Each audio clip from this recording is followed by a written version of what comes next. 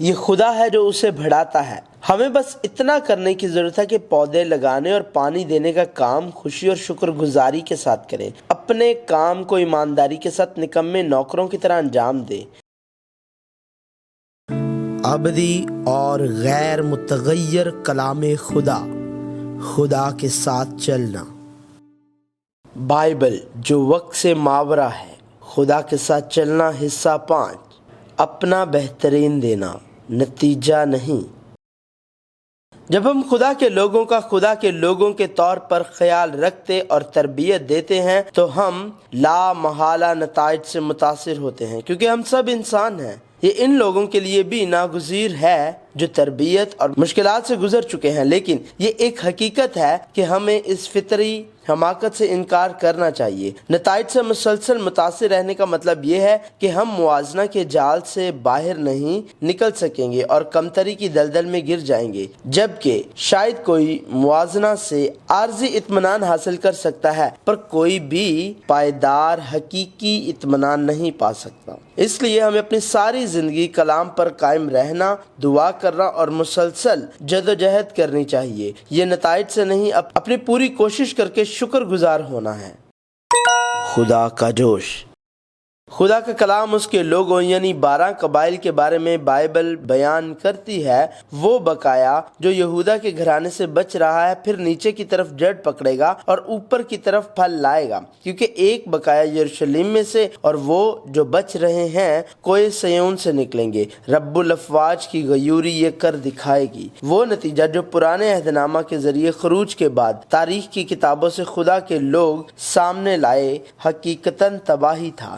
بنی اسرائیل وہ لوگ تھے جنہوں نے 10 آفتوں کا جنہوں نے مصر کو عذاب دیا مشاہدہ کیا جب وہ خدا کی بڑی محبت اور دیکھ بھال سے اسیری میں تھے، اور وہ لوگ جنہوں نے بحر کلزم کی علیحدگی کے معجزے کے ذریعے دوبارہ خروج کے جوش کا تجربہ کیا۔ خدا نے بنی اسرائیل کی کوہ سینا کی طرف رہنمائی کی اور ان کو سکھایا اور ظاہر کیا کہ وہ خداؤں کا خدا ہے، لیکن اس لمحے سے بنی اسرائیل بیابان میں داخل ہوئے۔ انہوں نے مصر کے کھانے کی آرزو کی اور خدا پر لعنت بھیجی اور پوچھا کہ تو نے ہمیں اس بیابان میں کیوں بلایا، اور آخر میں 12 جاسوسوں کی اطلاع سے انہیں بیابان میں گھومنے اور خروج کی پہلی نسل کو موت کی سزا دی گئی، اور یہاں تک کہ جب وہ کنعان کی سرزمین میں داخل ہوئے، اطمینان کے لیے جو خدا نے انہیں دیا، خدا کا شکر ادا کرنے کے بجائے وہ خدا کی خدمت کرنے کے بجائے اپنی خدمت اور بتوں کی خدمت میں مصروف تھے، اور ان کے گناہوں کی وجہ سے خدا نے انہیں سزا دی۔ لیکن سچی توبہ کا اظہار کرنے کے بجائے انہوں نے مجھے بچاؤ کی فریاد کے ذریعے خدا کا دکھ بڑھایا۔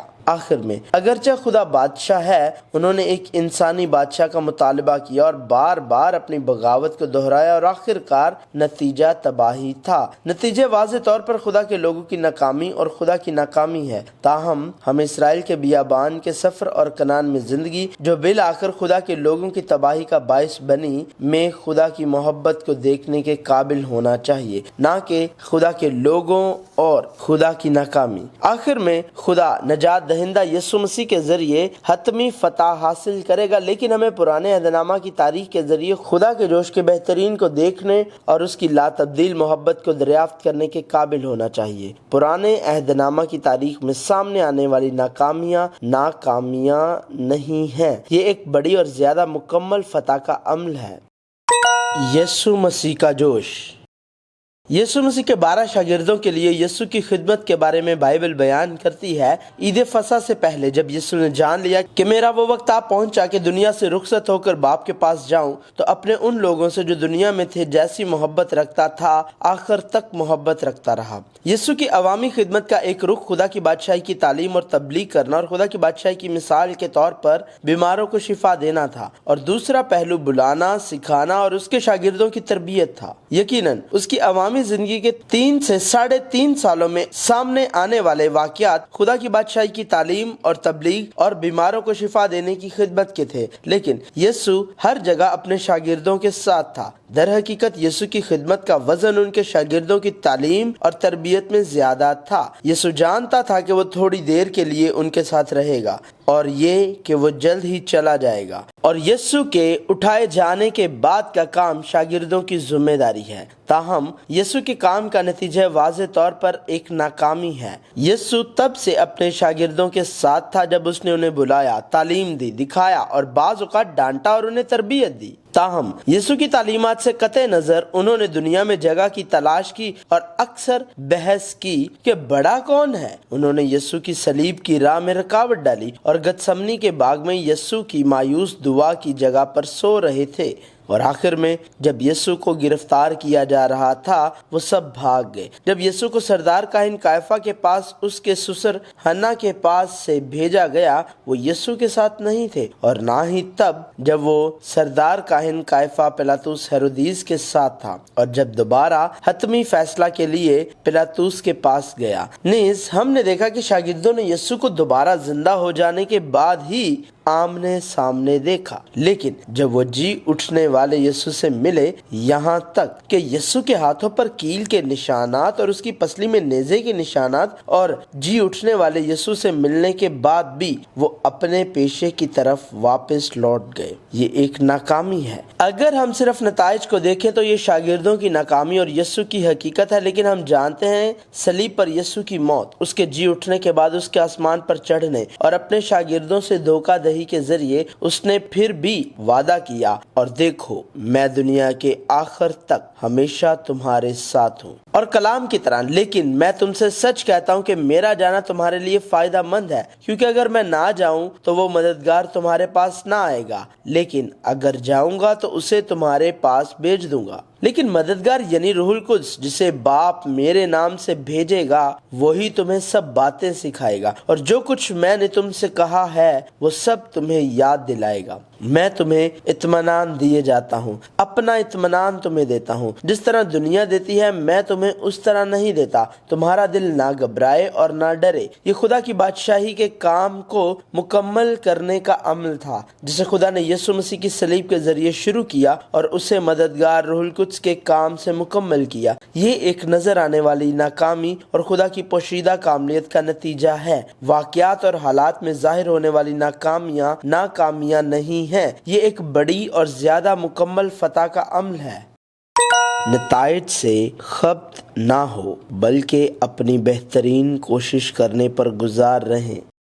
تشخیص کرنا یا تشخیص کیا جانا بے معنی ہے، لیکن زندگی کی قدر اور یہاں تک کہ خدمت کے مواد کا نتیجہ کے ساتھ فیصلہ کرنا ایک بڑی غلطی ہے۔ دوسروں کی نظروں کے علاوہ ہم نسبتاً مایوس کن اور ناپسندیدہ چیزوں سے جن کا حساب لگایا جا سکتا ہے خود بھی مطمئن ہیں۔ فخر کرتے ہیں وہ چیزیں جو شمار کی جا سکتی ہیں اور دیکھی جا سکتی ہیں، جیسے ایمانداروں کی تعداد، طلباء کی تعداد، دولت کی مقدار، ایک عمارت کا سائز، لیکن ہم بار بار یقین کرتے ہیں کہ حالات، ہمارے نتائج کے ثمرات اور اوقات سب خدا کے ہاتھ میں ہیں۔ ہمیں خبت نہیں ہونا چاہیے، ہمیں صرف اچھے انسان بننے اور اپنی پوری کوشش کرنے کی ضرورت ہے کہ ہم کہاں ہیں۔ بیج کی قسم پر منحصر ہے۔ ننھا پودا شاید اگلے دن نمودار ہو، لیکن کچھ معاملات میں ہمیں ننھا پودا دیکھنے کے لیے تھوڑی دیر انتظار کرنا پڑ سکتا ہے۔